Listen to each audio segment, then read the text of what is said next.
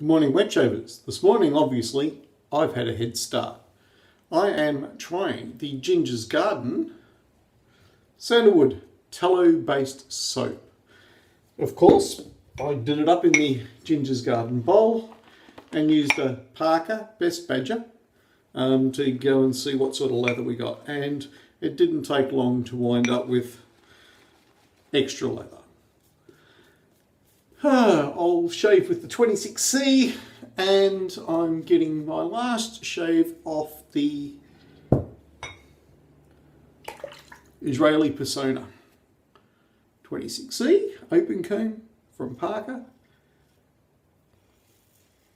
One of my top favourite razors, if you're not talking about fanciness. Now this razor is the replacement one sent to me by Beauty Cloud.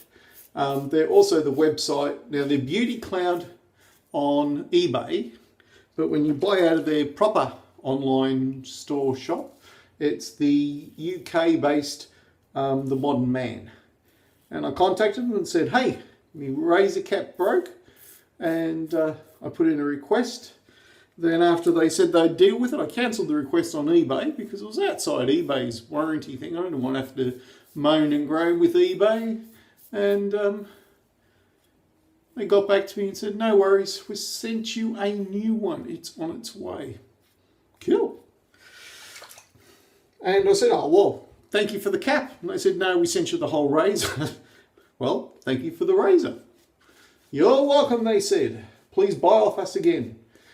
And when the exchange rate and the desires all there in the one way, it was actually cheaper to buy off their website than it was through eBay.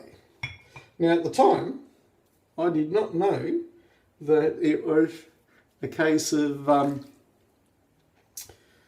Beauty Cloud was the Modern Man and vice versa. I was just looking for the best deal.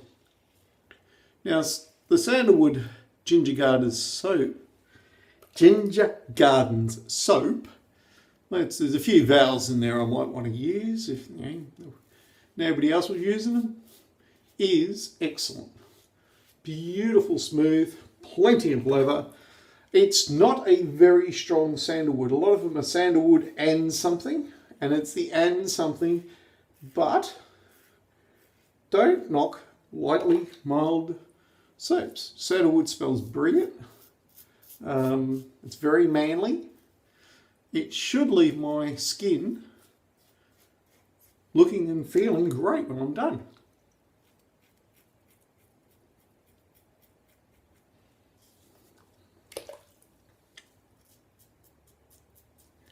All right, there we go.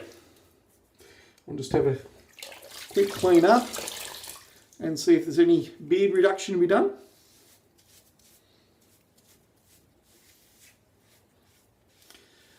So, the Modern Man, sometimes you can get take 10 as a coupon code, and for a lot of people, the first time they use it, they can put in the coupon code and take a bit off.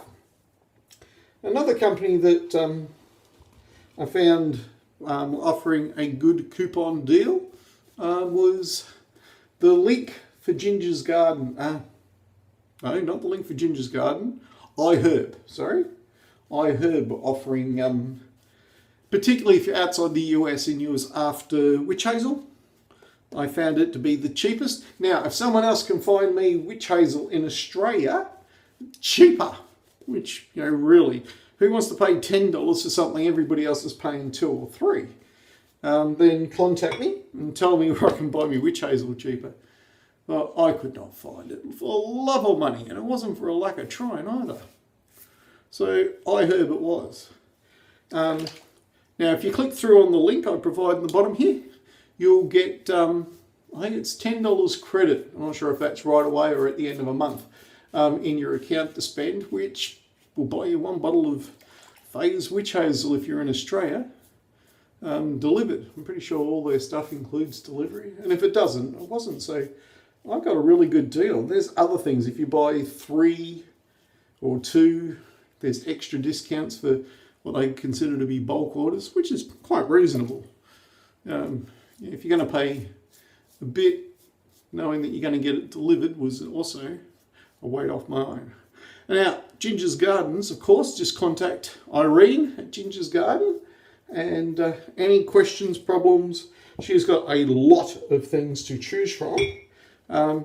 Drop her a line, ask her advice. She picked 2 cents. I just said, I'll pay for them, you send them. Because I just want manly sense, I said, manly. She knew what that meant. Now this is why I love... Now, I did no face or beard preparation this morning, except for the shaving cream. I didn't even use a hot towel. And this is just the... Oh, look, to be honest, it's probably just so I can talk for an extra minute. Now, why I like sharing good deals. You know, if somebody else knows a good deal, drop me a line. It's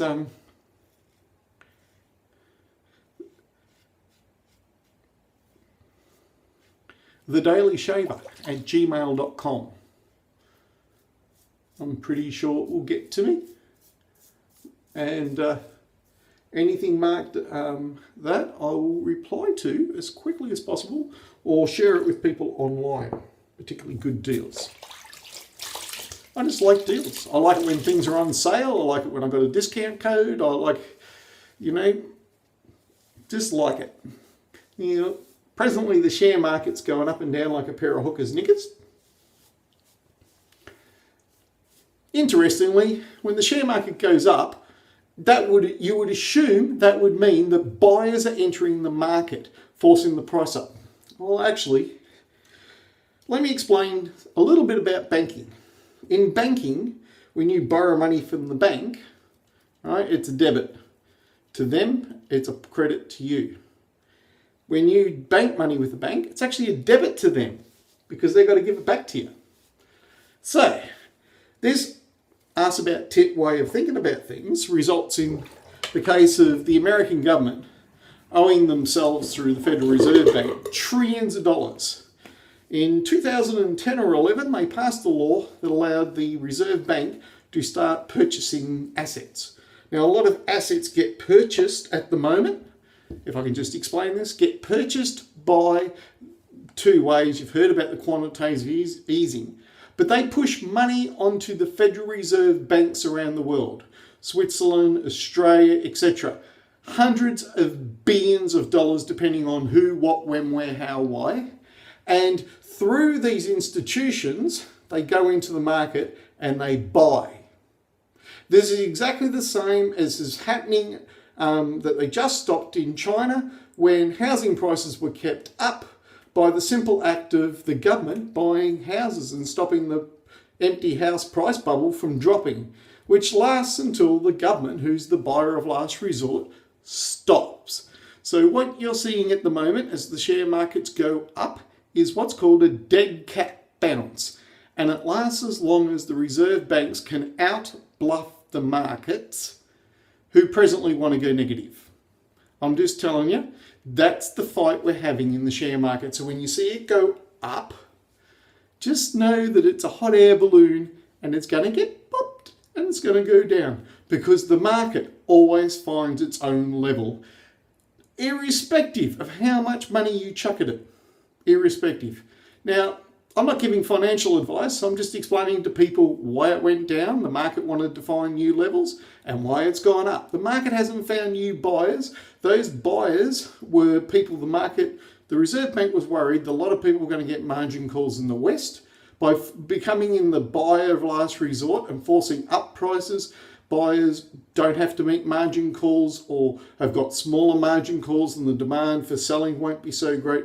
The fact is, it's a broken Ponzi scheme system when the rest of the world can only depreciate their currency against one, which is the United States, which makes the United States uneconomical to run as a country for its people. You'd think that being really rich is a good thing until you read, I think it was Douglas Adams, talked about this particular problem with the imaginary planet designers in Magnathea. Now, Magnathea got so rich in the universe that they had to pack up for the rest of eternity until the universe got rich enough to afford their planets. In the story, it's a bit of a yarn. The Earth was one of the planets designed as a massive computer. A good read, but a good one in financial services too, because what he looked at there was the case of an imaginary super monolith thing that was just so rich, it just couldn't afford to function in society. And presently, you're seeing everybody devalue against the United States. It's the United States that owes nearly $20 trillion to itself and probably a good proportion of that to the rest of the world. So it's very hard for the United States now, with such a massive debt and profits. What they should do is print a lot of money, one single dozen $1 trillion coins, and just, the Australian Reserve Bank and the Russians and the Chinese and everybody gets this wonderful coin to put in their vaults and they can go and look at it. And all the people that loan the United States money, that's the solution. You go along and you have a look at the $1 trillion US minted coin that you got, which, by the way, is probably worth about 50 cents when they mint it, or a couple of $100 if, depending on the price of platinum or palladium they decide to print it out of. It might be gold, who knows. It's a gigantic scheme. It's Ponzi. It's going to break. Be warned, be ready, make preparations now. I know a lot of people are on about September and the end of the world and being hit by stuff, and I'm not into any of that. I'm just into the good old-fashioned, everybody knew that was coming and they're just getting out in the end of August trying to beat everybody else. Well, if that's the people just getting out early who believe something's going to happen in September, and how many people are going to be around in September getting out? It should be enough to bust the markets. I hope it doesn't. I mean, just between you and I, this system supports us. Breaking it when you don't know how you're going to live and what you're going to replace it with baffles the chronic brain cells in my head. I'm going to shut up. This has nothing to do with shaving, but I'm going to post it anyway because someone out there will listen to this point and go, he's right. Or if I'm wrong, there you go. Time will tell. I've said out loud what I've thought inside my head. I do know that that is what's happening with the US Treasury debt held by the Reserve Banks, is it gets pushed off. It happened during 2008's thing. I think they pushed off $100 billion into the Australian Reserve Bank system. I didn't realise that we were so the Australian Reserve Bank could buy up and do things. It was called liquidity easing or something. All that money had to go back. It's not like you get money for nothing. One of the interesting things, or it's not interesting, one of the things that I've discovered about all this is that it's about debits and credits. At the end of the day, it's the good faith and credit of your fellow man you're screwing over when you devalue your currency. It's the good faith and credit you're trying to help yourself at the expense of your neighbour. Deflation is beggar thy neighbour financing. It's not good. If you think you're going to come out of deflation smiling, go read some stories about the Great Depression. Not good. If it brings in a new era, I don't know what it'll be. I just know it won't be a particularly better one than the one we were in. Like Joseph, he got 7 good years and 7 lean years. I think we're at the turning point. Anyway, I'm Steve, your Daily Shaver. These were the deep and profound thoughts that I brought to you today. Remember, while it's nice to be important, it's important to be nice. Good shaves and goodbye.